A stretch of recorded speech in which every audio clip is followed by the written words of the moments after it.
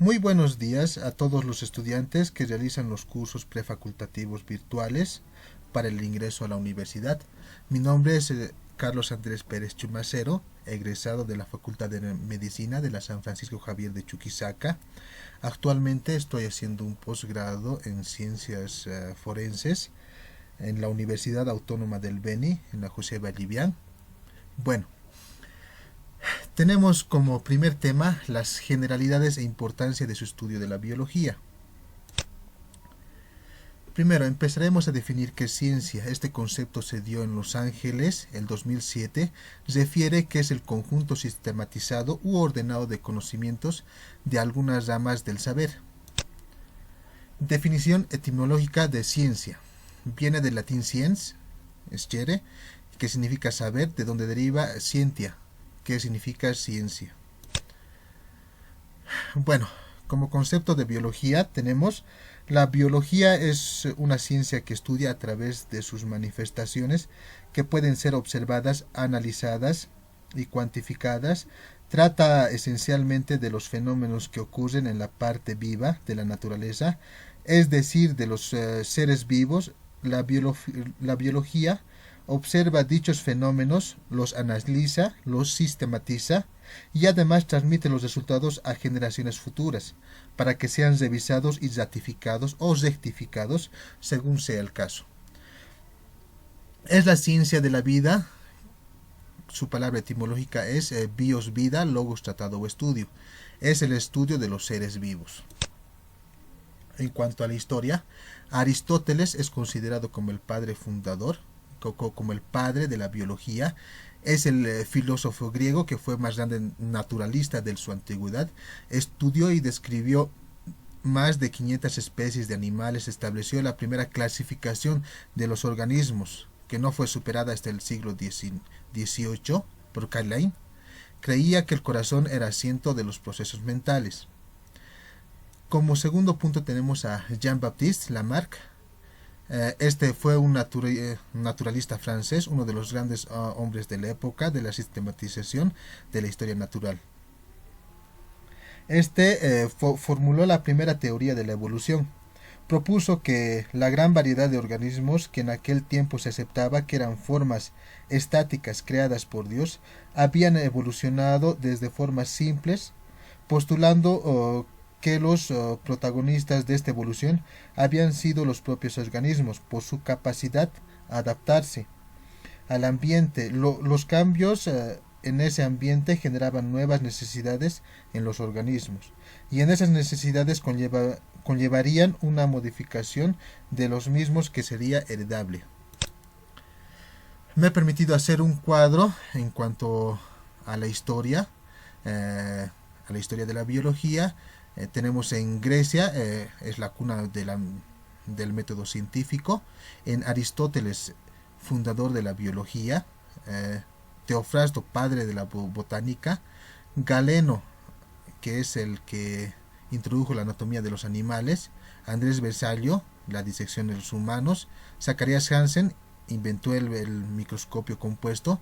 Roberto Hooke descubrió la célula cuando investigaba un delgadísimo corcho. Carlos Linneo es el padre de la taxonomía moderna. Roberto Brown descubrió el núcleo, describió el núcleo. T. Schwarman, biólogo alemán, propone que la teoría sea celular. Louis Pasteur hace las primeras hipótesis sobre la teoría de la evolución. Charles Darwin hace la teoría sobre el mecanismo de la evolución, la selección natural, su libro El origen de las especies, como todos ya lo conocemos. Gregorio Mendel es el padre de la genética. En cuanto a la relación de la biología con otras disciplinas, cuando tenemos la química y la física, cuando la química se une a la biología se llama bioquímica. Esta es la que ayuda al estudio de la transformación y aprovechamiento de las materias orgánicas e inorgánicas por los seres vivos. En cuanto a la física, también tenemos la biofísica, que Esto se aplica a los métodos y principios fundamentales de la física, al análisis de la estructura y función de los seres vivos, tales como fenómenos eléctricos acompañan al funcionamiento de los nervios, músculos y la mecánica de la visión y la audición.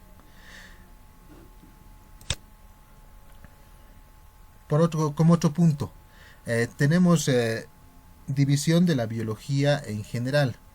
Tenemos como principal punto la anatomía, estudia la estructura de los seres vivos, la histología, que estudia los tejidos que conforman los seres vivos, la citología, que estudia la estructura y función de las células, la embriología estudia el desarrollo del individuo desde la fecundación hasta su nacimiento. Otro punto tenemos la genética, que es la que estudia la herencia, la fisiología estudia las funciones o procesos de los seres vivos. También podemos decir que estudia las funciones normales del cuerpo humano o del ser humano. La bioquímica estudia la base molecular de la vida. También los cambios bioquímicos que se producen dentro de nuestro organismo, es decir, como la digestión, la respiración. La microbiología estudia los organismos microscópicos, es decir, las bacterias, los hongos y los virus. La zoología, que se encarga de los animales. La botánica, que se encarga del estudio de las plantas. La taxonomía, rama de la biología que estudia la taxonomía es la que clasifica a todos los organismos. La ecología estudia las relaciones e interrelaciones de los organismos con su medio ambiente y otros organismos. Niveles de organización de un ser vivo. Tenemos el nivel químico, que es el nivel más básico de la organización. Esto incluye los átomos y las moléculas de un átomo, que es la unidad más pequeña de un elemento químico, que posee las propiedades y características de dicho elemento. Los átomos se combinan químicamente para formar moléculas. Por ejemplo, dos átomos de hidrógeno se combinan para formar una molécula de agua. En cuanto al nivel celular, las moléculas se asocian para formar compartimentos especializados conocidos como organelos y otras estructuras. En su conjunto constituyen una célula. De manera que las células que constituyen la unidad, esto es muy importante, la célula constituye la unidad estructural, funcional y genética de todo organismo vivo, capaz de llevar a todas las actividades necesarias para la vida. De acuerdo a este nivel de organización, podemos clasificar en unicelulares, que son conformados por una célula, y multicelulares o pluricelulares, que están conformados por muchas células. También las células pueden ser eucariotas o procariotas, dependiendo de su estructura. También pueden formar organismos de vida independiente como los protozoos, las amebas y las bacterias. La célula es la unidad básica de la vida, tal y como señala la teoría celular. Tenemos otro que es el nivel tisular, cuando las células con propiedades semejantes se unen para formar tejidos. Podemos decir el tejido muscular, el tejido nervioso, el tejido esquelético. Hay muchos ejemplos de tejidos. Los órganos. Cuando estos tejidos se disponen de tal manera que conforman estructuras de mayor complejidad llamadas órganos. Ejemplo, el corazón o el hígado. Todos estos se unen para formar los sistemas y aparatos. Cuando los órganos se agrupan conformando los sistemas y aparatos para cumplir funciones específicas, es ejemplo el sistema nervioso, el aparato locomotor, tenemos el aparato locomotor activo, el aparato locomotor pasivo. Aquí podemos señalar que toda célula siempre forma tejidos. Los tejidos a su vez forman órganos. Estos órganos forman aparatos. Es una regla básica que en todo lugar se la practica, se podría decir.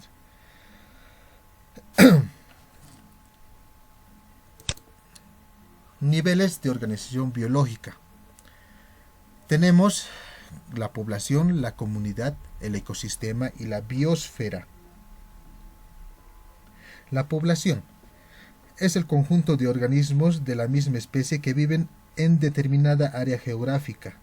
Ejemplo, una manada de leones, lobos, un bosque. Coinciden además en el tiempo y el espacio. Perdón.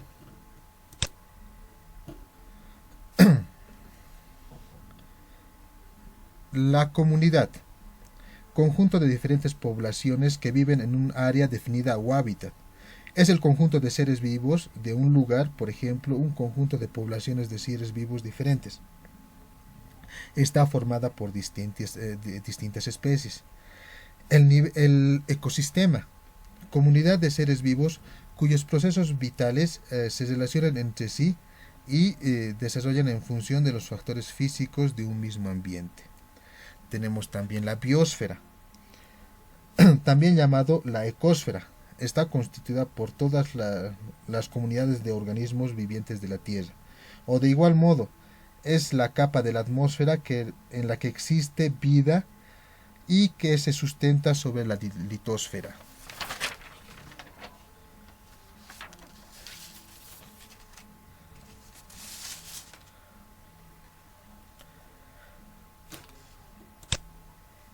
Aquí también podemos ver cómo es el nivel de ordenamiento. Partimos por el individuo, seguimos con la población, la comunidad, el ecosistema, la biosfera y el planeta Tierra. Organizaciones de los seres vivos. Tenemos como principal punto la taxonomía, que es la división de la biología que estudia la identificación y clasificación de los organismos. Los organismos se clasifican utilizando una serie jerárquica, se podría decir. Cada categoría posee una serie de características comunes que le permiten agrupar a una serie de organismos. Tenemos, por ejemplo, el dominio, el reino, el dominio, la eucariota, la archaea, la bacteria, el reino, animal, vegetal, los protistas, la micota, la arqueobacteria, la familia, que es la categoría, la que le categoriza, digamos, la categoriza al inferior al reino, superior a la clase. En la clase tenemos subdivisiones del filium, la orden, el grupo y las familias similares, la familia, el grupo de géneros similares, el género y especie. Es el grupo de organismos con características estructurales funcionales similares. Esto es lo mínimo que se puede llegar al género o la especie, donde se puede llegar, se podría decir, y el dominio vendría a ser todo lo global, digamos.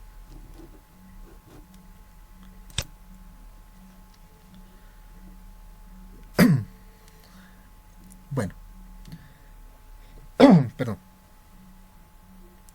En cuanto a los reinos de los seres vivos, existen 6 reinos que se agrupan en toda la diversidad de organismos sobre la Tierra. Tenemos las arqueobacterias. Estos son procariotas unicelulares. Fueron originalmente considerados como bacterias. Están en el dominio de la archaea. Tienen un ARN ribosomal único tipo. Composición de la pared celular de estos organismos extremos. Estos son extremos, les permite vivir en lugares inhóspitos como las fuentes termales, los respiraderos hidrotermales.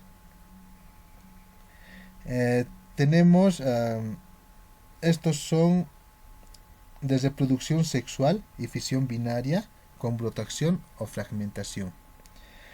También tenemos las bacterias, que son organismos, se consideran verdaderas bacterias y están clasificadas en el dominio de las bacterias. Las bacterias viven casi todos los tipos de ambientes y a menudo están asociadas con las enfermedades. Sin embargo, la mayoría de las bacterias no causan enfermedades.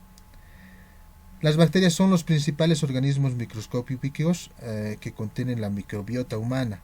Hay más bacterias en el intestino humano, por ejemplo, que células que que células en el cuerpo. Las bacterias aseguran nuestros cuerpos funcionen normalmente. Estos, microbios se reproducen a un ritmo alarmante. En las condiciones adecuadas, la mayoría se reproduce asexualmente, por fisión binaria. También podemos decir que hay bacterias abióticas y simbióticas, o sea, que viven con nosotros, que no nos hacen daño, y las otras del otro grupo es las que sí nos hacen daño, las que nos causan patología, por ejemplo. Entre esas puede estar la Escherichia coli, que es la causa de la disentería en nosotros, en los humanos. También tenemos el reino de los protistas. Este reino incluye un grupo muy diverso de organismos. Algunos tienen características animales, protozoos, mientras otros se asemejan a las plantas y algas u hongos, moldes de limo. Estos organismos eucaríticos tienen núcleo que está encerrado dentro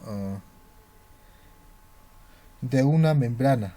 Algunos protistas tienen orgánulos que se encuentran en células animales, mitocondrias, mientras otros tienen orgánulos que se encuentran en las células vegetales o los cloroplastos. Los protistas son similares a las plantas y son capaces de realizar fotosíntesis. También como otros de ahí no tenemos los hongos. Los hongos son muy importantes y es un trabajo para que lo averigüen. De estos hongos son los que derivan la penicilina, por ejemplo, se sacan algunos medicamentos. Incluyen tanto los organismos unicelulares, levaduras y mohos, como los multicelulares, los hongos. A diferencia de las plantas, los hongos son capaces de realizar la fotosíntesis. No son capaces de realizar la fotosíntesis, perdón. Descomponen la materia orgánica y adquieren nutrientes por absorción, mientras que algunas especies de los hongos contienen toxinas que son mortales para los animales y los humanos. Otras tienen usos beneficios, como la producción de la penicilina y los antibióticos relacionados.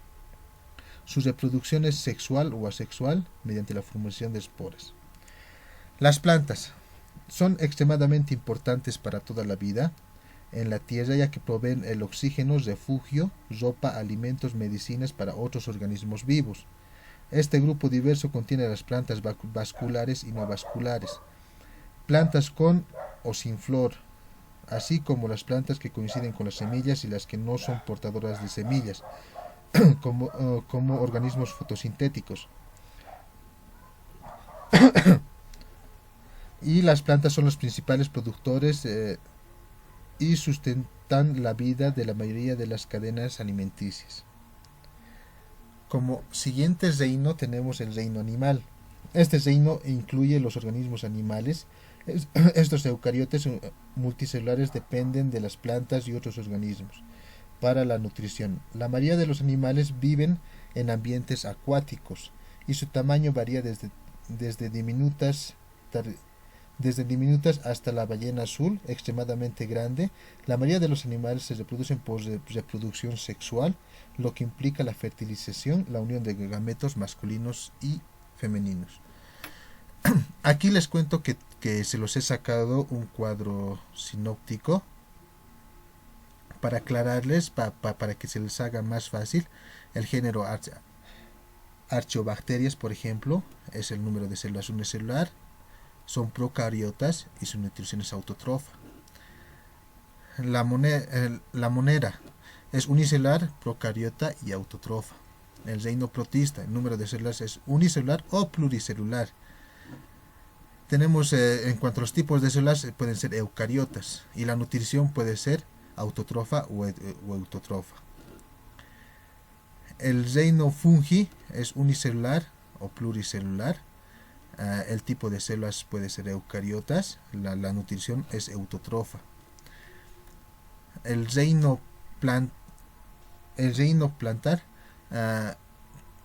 número de células es pluricelular, el tipo de células es eucariotas, la nutrición es autotrofa. El reino animal, el número de células es pluricelular, son eucariotas y la nutrición es heterótrofa.